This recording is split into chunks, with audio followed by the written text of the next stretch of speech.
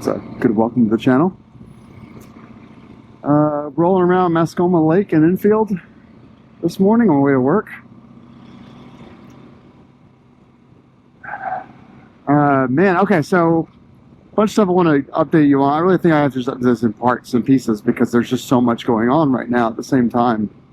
And man, it sucks because like mostly the dirt roads are still kind of shite at the moment. It's just they're all muddy. The trails, obviously, you don't get on those till June because the trails are really muddy.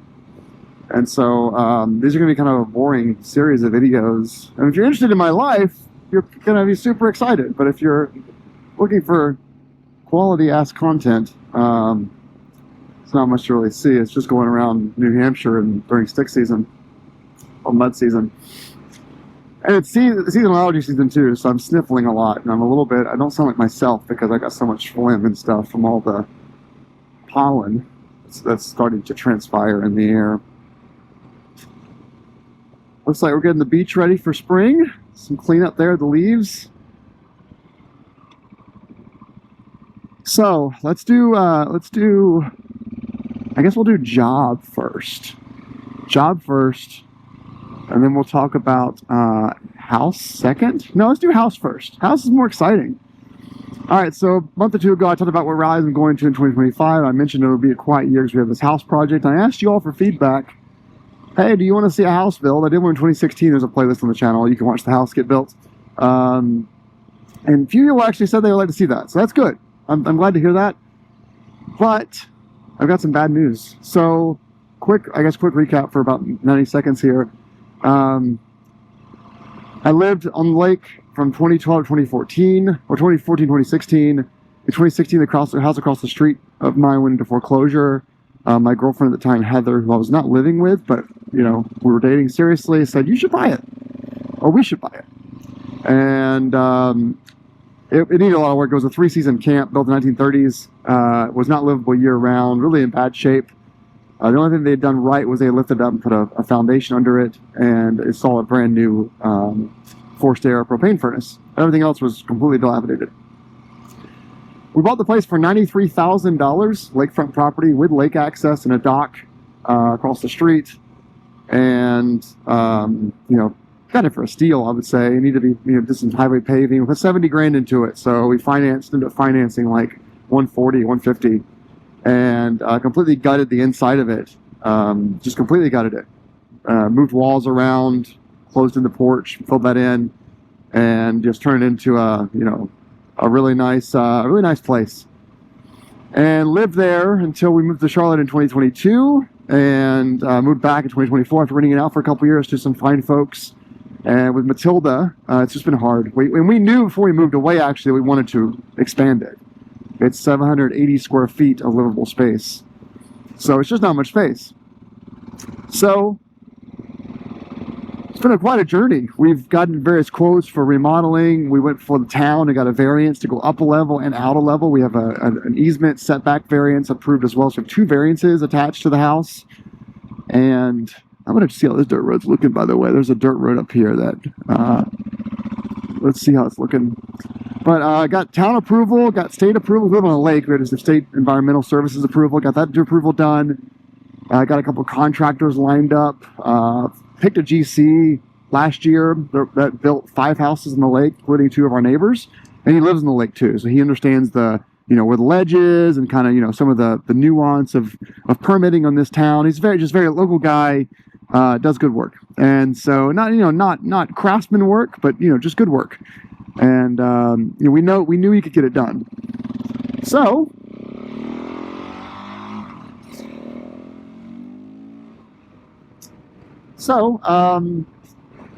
the issue with our place is it's only 0.2 acres, and so site work is going to be really expensive. We just knew that we were going to go into it. He told us a few months ago, you know, I really can't remodel. I've got to take it down to the foundation because we can't get the concrete truck and the crane and all the stuff behind your house to pull dirt out. It's up against a hill. And he said, because we can't get a dump truck there, it's going to be about 350 pickup truck loads of dirt we have to pull out to make this work.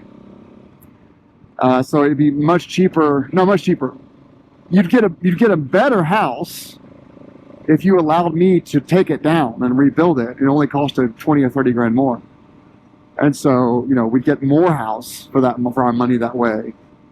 And so, you know, site work, a lot of people wouldn't bid on it. A lot of folks wouldn't even bid on the site work. There's just too much unknowns, too much pain in the ass to get there, to get everything out of there. And I'll give you a tour. And, you know, price per square feet is running like $300 square feet. And we weren't really looking for a premium house, but it's still a lake house. We wanted a balcony, we wanted a front porch, stuff like that. The house's footprint is in the state's right-of-way for the state highway that runs alongside it, so we can't go forward. So we have to stay where we are. We can't can't expand forward into the road or towards the road. We have to go back. So more digging. Anyway, a whole bunch of stuff. We've done this for 2 years now, and we finally got his quote 2 weeks ago, and he was setting us up to come in high. He initially told us he could do it for $350. And then, you know, economics, price of materials, price of labor, higher interest rates, all kinds of stuff's happened in the last 6 months that's changed the way things are bid. And so he's been working on this August, September, October, 3 months. We'd have to move out of our place in July, have a 3-month rental. So that's going to cost us about $3-4 grand a month because of short-term rental. Then move back into it in November. And we owe about, I think we owe about 121 on it, 120 on it on the mortgage. So, quote came in at remodel, $550 with $85,000 of site work. Rebuild at $590 with about 60 grand worth of site work, with the unknown that if he hits ledge, which is very common in New Hampshire, it's super common, ledges everywhere here. Most houses are designed, and then the design changes once you're finally on site because you don't know where you're going to hit until you get into it with the excavation. We hit ledge. The basement I wanted to build, which is going to be a 900 square foot basement that's underneath the house with a 2-car garage with a lift. I'll show you designs in a future video because it's a really cool design. Not that it's relevant now. If we hit ledge, it becomes a 1-car garage with no space for a lift, and it becomes crawl space. And so, you know, the whole thing, basically, the whole reason we're doing this is to give me a garage and to give us an extra bedroom up top for Matilda. And, you know, the half the reason we're doing this would have become moot because we hit ledge. And we couldn't, you know, it'd be crawl space back there, and it would just be rock and sealed in. And we wouldn't have the square footage we would need to give me an office, to give me a garage, to give us a wine room. And so if you add in the $590, the high estimate of rebuilding it, and by the way, that is, I forgot this corner here is really sketchy. I've done that so many times. If you add in the highest quote, and by the way, that is locked in materials, so it could be less if materials are cheaper in August. The contractor we use locally, the building supplier we use locally, is what they do with builds because of the economies and stuff right now is they lock in the price at the high end and hope that it comes in under, but that would be a not to exceed materials and everything else at $590. And if we finance in, we'll be $120. It ends up being close to $700K. We'd be mortgaging. At today's interest rates, it's about $6 grand a month, principal and interest, which is at the upper. I'm showing way too much here. It would be very difficult. We would be house poor for a few years until interest rates drop. We refinance. That's all I got to say about that. Like we do well. Each of us have enough marketable skills that we can do side hustles and moonlighting, which we do. Heather and I do have some side hustles we do for extra cash and savings. We max out our 401ks. We have savings. We have some stocks. We have nice toys. We go on vacation basically every month. We go somewhere for a weekend. I mean, we live very well. We're very lucky. And so, you know, that would be basically turning all that stuff off, or turning Matilda's, you know, college savings off, turning 401ks off. I mean, we would be really strapped for cash to afford that. What we would have, though, is we would have a final valuation of about $1.1 million. But here's the truth. I mean, the house is worth $500 today. If we sold it right now, it'd be worth $500. We'd actually have less equity after the rebuild. Now, you know, they're not putting more property on this lake. It's very close to Dartmouth College and Dartmouth Hospital. very desirable location. It's the closest lake to those two locations. And so, you know, infinite timeline, 10, 15 years, whatever, we'd have a pretty significant ability to sell it for 1.3 or 1.4. Highly desirable. 2-car garage, 2 parking spaces, fiber optic internet, private well, public sewage, so no septic issues, and views of the lake, beautiful porches and balconies, deeded access to a dock. You know, I mean, it's really a desirable, great location because it's across the street. It's a lower property tax that you're not on the lake. You're across the street from the lake while still having the great, excellent views. So, you know, we really would love to make it work. But it's going to be, that was actually, that because just that road was much better than I thought it would be. We're not going to do much more dirt roads, though, sorry. Everything would have been really, really nice. But, gotta get to work. I gotta stop dilly-dallying. But, it would have been tough. On the flip side, interest rates are high. Houses are not selling for the premium they were from 2019 to 2023. Things are on the downward. We're seeing houses go for under asking. And it's also spring. So what, you guys don't have experience in the South, but what happens is if you look at the data, look at just Vermont MLS listings from the last 7-10 years. Almost all the inventory moves in April, May, June. Closes by August, and then there's like basically nothing the rest of the year. You see this gigantic spike in the spring, and that's a big spike. It's like 80%, 90% of the homes transactions happen April, May, June, or June, July, August, because that's when they close. And so we actually have less inventory if we were to wait. And so because of the interest rates hitting close to 7% thanks to the 10-year bonds that we have going on right now, Heather and I are in a good position to sell our home. And after, you know, professional fees, transfer, tax, title, all that bullshit, we would get between $300,000 and $400,000 cash from a house we spent $93,000 on 8 years ago. And so we actually are in a really great situation to buy a home that costs $500,000 to $700,000, which would hit all of our needs of what we actually need out of a home, and make enough to have a really great down payment and have a mortgage payment that's only about $300 or $400 higher than we have today. So for $300 more a month, I can give you 3 acres of land, 4 bedrooms, a full-size kitchen, a 2-car garage, you know, all the things that we want, and even in a newer home that was built in the last 15, 20 years, with some renovations and stuff. You know, these are not shitty homes. These are nice homes. All that we're losing is the marketability of living on a lake. We're not getting a lake house for under $700,000. That is turnkey, move-in ready. So this week we put 2 offers in on homes. And I'm meeting with a contractor tomorrow to talk about some things we could do to cut expenses on the remodel, to talk about some options, to discuss, you know, what we can still do to make this home livable. But the truth of the matter is, we don't have a lot of opportunity to maintain our really sizable equity. Any financial planner would say, you have $400,000 of equity. Post renovation for the first 10 years, you're going to have $100,000 to $200,000 in equity.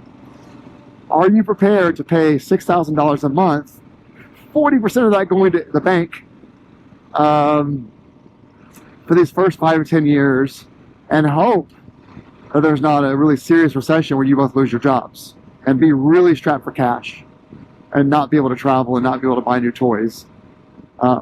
Or do you want to get the home you need right now and have a really insane down payment? So I think everyone watching is going to be like, hell yeah, and then refinance in 10 years when the rates aren't 7% anymore, or sooner, and get out of that high interest loan. But basically, you know, put 60% down on a home that fits your needs today, and not rent a temporary rental for 3 months, and not have to move twice in 3 months, and not have to wait for construction, and not have that mystery of hitting ledge and losing your ability to have a garage and being stuck in a house that you can't sell. So all that combined, that's where we are. So we put an offer on a place in Vermont. It was rejected. They want too much money for it. It would have been wonderful. It would have been a really nice house. We expect to, if we're in this situation in a couple weeks, haven't found another place, coming back to them with a higher offer contingent on it appraising for that value, because they want about 200 grand more than it's worth. They're from Texas. No offense to Texans. They just don't know the area. They built it to retire here and then didn't move here. They've been Airbnb-ing it for 3 years and won out from under it. It's worth 500. They got it listed for 725. We offered 550, and they said, fuck no. And so, oh my God, I want to go between these two cars so badly. Oh my God. It's killing me, dude. It's fucking killing me.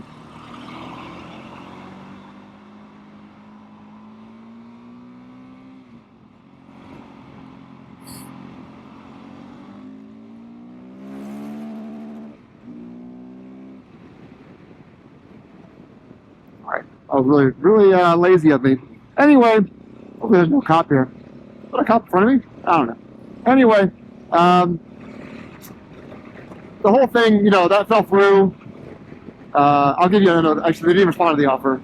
They let it expire. That's how mad they were at us for giving that shitty offer. So, we put another offer on another one this morning in New Hampshire. It actually would fit our needs perfectly. Exceptionally well. And so that one is turnkey. It's moving and ready. We would want to add a larger garage to it, which we totally could for the price they're asking for. They're asking $450 for it. We put an offer in for a $10,000 premium because there were 2 other offers. So that might go to us. Might be there in a month or two. And our home is going to be listed for sale this week. So that's the house update for you. I don't really know what to say. I mean, I'm disappointed. I really am. And New Hampshire has its liberty. So Heather and I both have LLCs. We funnel our moonlighting work through, and so we could be able to keep those as corporate tax free because we're in New Hampshire. I'd be able to keep all of my my firearm magazines because in Vermont there actually aren't many laws in Vermont that would be an infringement on my Second Amendment rights. But Vermont has 2 laws. The first one is a bump stock ban. And the second one is a magazine limitation of 10 rounds for rifles and 15 rounds for handguns. And literally all but one of my firearms magazines would be in violation of that law in Vermont. Sorry. And so there's, that's really, we have some tax savings and some infringement savings by staying in New Hampshire. Also, the property tax in this town is going to be lower on the one we offer it against. It's closer to her daycare. It's closer to our work. And we would have a lower auto insurance, lower cost of living, lower property costs, lower et cetera. So, New Hampshire is the better choice for us financially, where we are in our tax bracket, and also no sales tax. When I buy a sports car next year, I'll have a $10,000 less in tax to pay against that car. So there's a lot of reasons to stay in New Hampshire. We'll see how they accept it, but we are on the hunt for places. So sorry. But that's where we are. And I'm not really happy about leaving the lake, but I think we can all agree that's the better decision right now. That's the update. I'm going to cough on you guys. I don't want to cough too much. So I'm going to hang it up here and leave it there. But thanks for watching. Appreciate it. And everyone ride safe. Enjoy your spring. I'll do another update in a couple of days. Maybe I'll do one on lunchtime when I go to this. We'll see at their house today is our third choice. It is in Vermont. But I think one thing that's so funny, I'll add this. My family in Florida, they're so weird about Vermont. It's weird to me because when I show them the listings for putting offers on, they don't say it. They're like, "Oh, I hope you don't have to move to Vermont. That'd be such a loss to move to Vermont. That'd be it's not good. You don't want to live there." And I think people don't really understand. I already live in Vermont. I mean, I work in Vermont. I do my shopping in Vermont. I do my tours in Vermont. I hike in Vermont. I camp in Vermont. I do my motorcycle riding in Vermont. all we're talking about in Vermont is, you know, a roughly $5,000 to $8,000 a year hit to my take home, thanks to some increased taxes on certain things that are consumables that are optional, like buying cars and, you know, sales tax of buying computers and cameras. But the community I live in is basically a Vermont community. Politically, you know, the way our schools are funded, the way our tax base is set up in our northern New Hampshire town, the decisions that happen 100 miles south of me in Concord don't really impact me that much. They do impact me, but they're so, it's like living in upstate New York, and, you know, so someone telling you don't want to live in New York, that city is disgusting, and like, I live in fucking Buffalo. You know, it's just like I think my family thinks that by moving literally 6 miles from where I live today, all of a sudden I'm, you know, Bernie Sanders is in my house telling me what I can and can't do with my kid. And it's just not like that here. It's just not, you know, I don't, you know, there are some, I got to buy, you know, lower capacity magazines. Or when I go to the gun range in New Hampshire, I have to leave my magazines at my father-in-law's house and go pick them up on the way to the gun range, which is on the way. I pass his house and say I'm dropping by to grab my, you know, my rifle and my pistol ammo and magazines, and grab those on the way to the range, on the way to a competition. It's like the inspections in Vermont are actually less the inspections for cars and bikes than they are in New Hampshire. It's like, I don't know. It's such like a mainstream media view of, oh God, no, don't move to Vermont. You know, your life is ruined forever. And I just, they don't understand. They don't understand that Vermont and New Hampshire at this latitude, this latitude are so similar. I would never notice a difference. I just wouldn't notice a difference. I mean, I'd notice a little bit smaller take-home paycheck after some of my expenses. My MacBook Pros would cost $100 more. You know, stuff like that. Anyway, I'm not really worried about the state differences, honestly. I've done the math, and it's not a big difference to me. The schools are actually a little bit better in Vermont, and that's what really matters to me, is the schools are ranked a little bit higher. Okay, that's enough. I'm at work, so I'm going to get pausing this. Thanks for watching, everyone. Appreciate it. I'll do one later talking about the job stuff. Appreciate you all. Have a good day.